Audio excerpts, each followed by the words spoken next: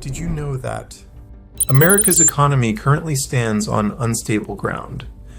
With over $37 trillion in national debt, unpredictable trade strategies, and a growing AI-driven financial bubble, the system is beginning to wobble. At first glance, that might seem contradictory. Recent data shows the U.S. economy expanding by more than 3%, ranking among the fastest growing in the developed world. Yet those impressive statistics conceal a far more complex reality. Beneath the national average lie 50 individual economies, each possessing its own advantages, weaknesses, and shadeness. And once you look behind the surface to see how each state is truly performing, a completely different story unfolds. Out of all 50 states, only 16 are genuinely growing, 13 are barely holding steady, and 22 are already shrinking. The fractures aren't visible everywhere just yet, but they're spreading rapidly. History has repeatedly shown that when one section of America's economy weakens, the damage travels fast. And this time, the first signs of strain are appearing in unexpected places. The real question isn't whether a recession will occur, but how severe it will be, and which states will fall first. When Donald Trump first came into power, his central promise was to reclaim the loyalty of one key group, blue-collar workers. States such as Wyoming, Arkansas, and Mississippi have some of the highest proportions of these laborers in the nation. And although the effort to revive manufacturing jobs has become almost inseparable from Trump's political identity, while America's industrial foundation has also been steadily eroding since the close of World War II. Back in the 1960s, manufacturing made up about 25% of the nation's GDP.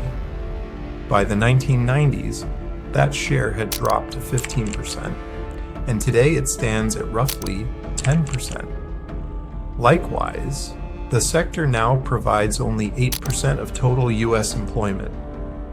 Even so, manufacturing remains a vital source of work in many Midwestern states, which have endured the greatest economic blows over the past 4 decades. Most economists interpret this as a natural outcome of globalization. Through free trade, the U.S. was able to import cheaper products from nations with lower labor expenses while redirecting domestic focus toward high-tech and scientific industries. This shift benefited most of the country, yet it also bred frustration in traditional manufacturing states such as Michigan, Ohio, and New York. Trump's chief strategy to reverse the decline was, as many expected, the implementation of tariffs, designed to make imports costlier and encourage Americans to buy homegrown goods instead. However, the results have been far from encouraging. The ISM Manufacturing Index has recorded a contraction for consecutive months, and upon closer inspection, the causes behind this trend become quite clear. Manufacturing depends mainly on 2 key inputs, labor and raw materials.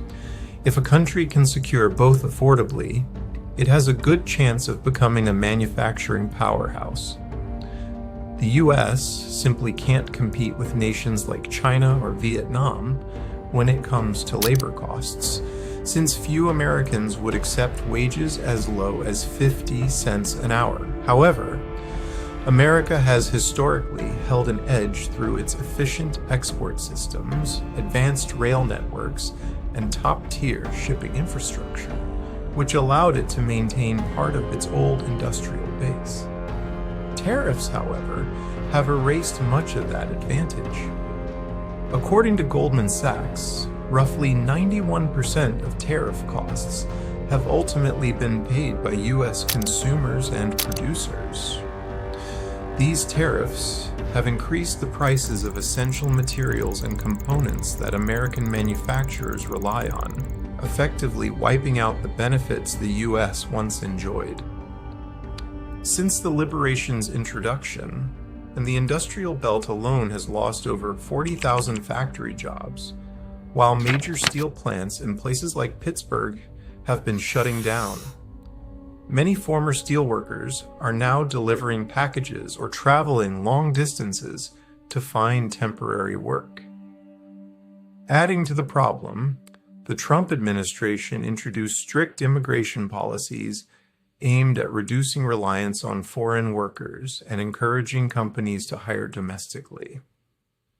While the idea seemed logical, it came with a massive cost in both time and money. Training new workers is a slow process, especially without experienced laborers to guide them. In some manufacturing-heavy states, immigrants once filled up to 25% of the workforce. Replacing that many workers quickly is nearly impossible. This labor gap has already caused serious disruption. A clear example came last month when ICE detained and deported hundreds of South Korean workers who were helping set up a high-tech dye plant in Georgia. Similar incidents have occurred nationwide. Construction projects halted midway, factories running below capacity, and farms struggling to harvest crops, all because the workers they relied on suddenly disappeared. Ironically, Trump's two major policies, tariffs and immigration restrictions, have ended up hurting many of the same states that strongly supported him.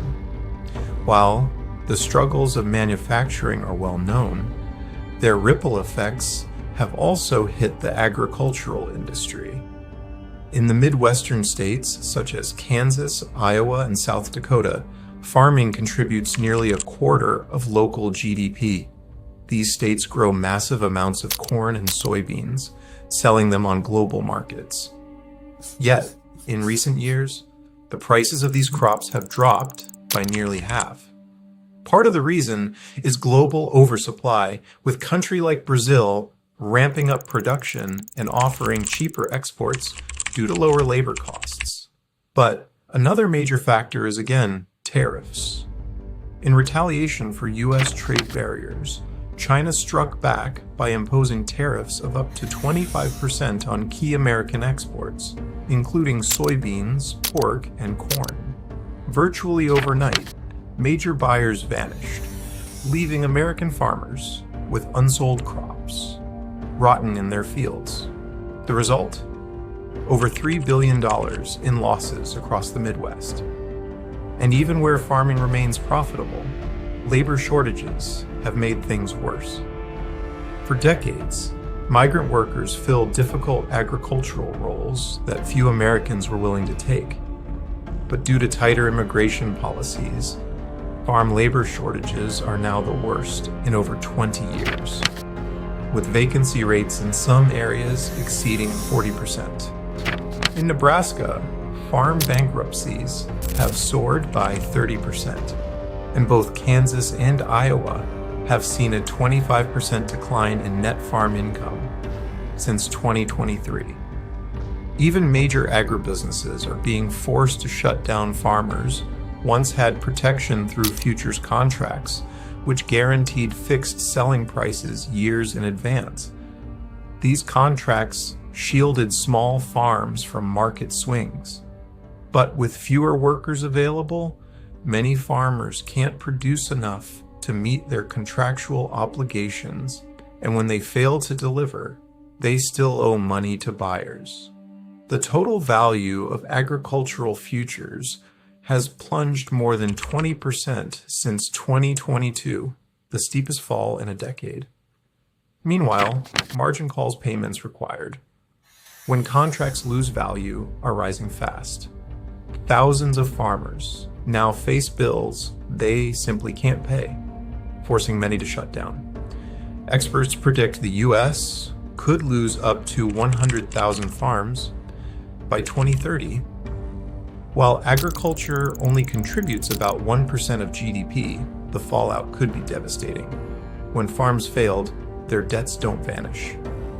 They are passed up the chain to regional banks, credit unions, and insurance firms, creating a financial domino effect. Lenders have poured more than $450 billion into the sector, and widespread defaults could send shockwaves through the entire banking system. America's debt problem isn't limited to agriculture. It extends across nearly every level of society, from personal loans to mortgages and buy now, pay later schemes. A wave of defaults could quickly cascade through the entire economy. Some of the most indebted states are actually service-based regions like Illinois, Massachusetts, and Texas, where household debt-to-income ratios exceed 130%.